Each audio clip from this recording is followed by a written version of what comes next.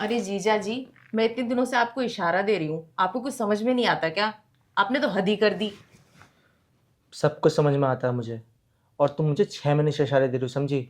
और पहले दिन से ही मैं जानता था कि तुम चाहती क्या हो। तुम यही चाहती हो ना, जैसे मैं तुम्हारी दीदी से प्यार करता हूँ, जैसे मैं तुम्हारी दीदी के साथ वो सब करता हूँ, वैसे तुम्हारे साथ करूँ, है ना? अब जीजा जी जब समझ ही रहे हो तो दिक्कत क्या है आपको? दिक्कत?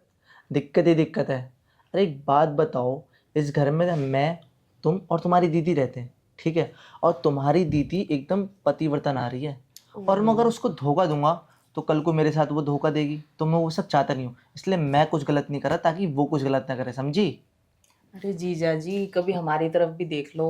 और वैसे भी पहली बार देखा है कि आप हमें देख के नहीं फिसल रहे, हमें देख के तो अच्छे अच्छे फिसल जाते हैं। हाँ, फिसल जाते होंगे। तुम्हारे इस ज़बरदस्त हुस्न पर लाखों लोग मरते होंगे, अरे फिदा हो जाते होंगे। लेकिन मेरी बात अलग है। मैं ना सिर्फ अपनी बीवी से प्यार करता हूँ, और उसके अलावा तुम्हें क्या, मैं दुनिया की किसी भी औरत को देख नहीं सकता। अरे जीजा जी, मैं ये थोड़ी कह रही हूँ आप दीदू को छोड़ दो। बस उसके हिस्से का 50% प्यार मुझे दे दो। ओ 50%? अब मैं समझा। यानी शादी वाली घरवाली का तुम प्रैक्टिकल करना चाहती हो, आधा हक लेना चाहती हो मुझसे। अरे जीजू, वैसे भी कुछ टाइम में मेरी शादी है ना, और मुझे वो सब कुछ करना भी तो नहीं आता। तो मेरी सहेलियां कह रही थी ना, अगर तुझे कुछ करना नहीं आएगा ना, तेरा जो होने वाला पति है ना, वो तुझे शादी के बाद छोड़ देगा। अरे, तो अगर ऐसी बात है तो तुम्हारा कोई बॉयफ्रेंड नहीं रहा क्या, जो उसके साथ कुछ प्रैक्टिस नहीं करी? अरे मेरा बॉयफ्रेंड तो दूर रहता है, इतनी जल्दी आता थोड़ी है वो मुझसे मिलने। अच्छा, तो शादी से पहले शादी की सुहागरात की तैयारी करना चाह रही हूँ, है? हाँ, क्योंकि कुछ दिन में मेरी उससे शादी है ना, फिर उसके बाद फिर वो बोलेगा तुम्हें तो कुछ नहीं आता। अरे आने की टेंशन छोड़ो तुम। लड़की को ना कुछ नहीं करना होता, तुम बस लेट जाना, वो अपने आप सब कुछ कर लेगा। नहीं, उसने मुझे बोला ना, मुझे तो ऐसी लड़की चाहिए जिसको सब कुछ करना आता हो। और मैंने उसे इम्प्रेस करने के चक्कर में बोल दिया, हाँ मुझे तो सब कुछ आता है। अब मैं क्या करूं? वाह, नहीं नहीं वाह।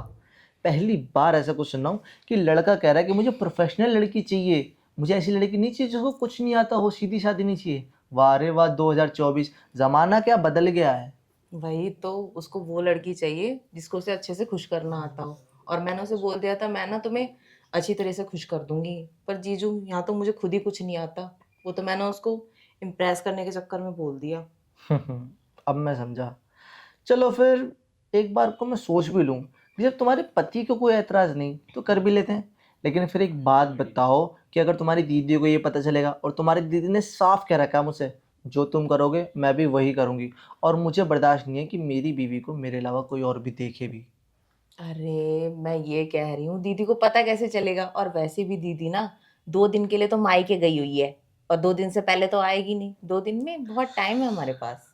बात तो ठीक है, लेकिन यार फिर भी डर सा महसूस हो रहा है।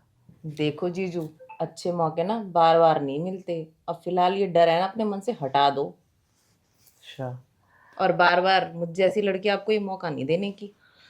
हाँ सही बात है। वैसे भी जब तुम्हारी शादी हो जाएगी फिर तो तुम चली जाओगी, फिर कौन सा यहाँ पर तुम बार बार आ रही हो? वही तो। और अगर आओगी तो तुम्हारा पति यहाँ पर होगा। अरे कौन है? अरे है, तुम्हारी दीदी का फ़ोन आ गया। कोई बात नहीं, मैं इससे बाद में बात करूँगा। हम्म। एक काम करते हैं, मैं ना अभी तुम्हारा फ़ोन साइलेंट कर देता हूँ, ताकि तुम्हारी दीदी ना मुझे परेशान ना करे वो सब करते हुए। तुम्हारी दीदी का फ़ोन काट दूँ? काट दो। अरे यार डर तो लग रहा है। बोल दूंगा फ़ोन स्विच ऑफ हो गया था, चार्ज नहीं किया था ना। हम्म। तो फिर ठीक है, मैं राज़ी हूँ। करें फिर? ठीक है। आ जाओ फिर। हाँ, तुमने तो कंबल ही दबा दिया, अब मुझे भी दबा देना ऐसे ही। अरे जीजू, एक बार मेरे पास तो आओ, फिर क्या पता दीदी को भूल जाओगे। आ जाओ फिर।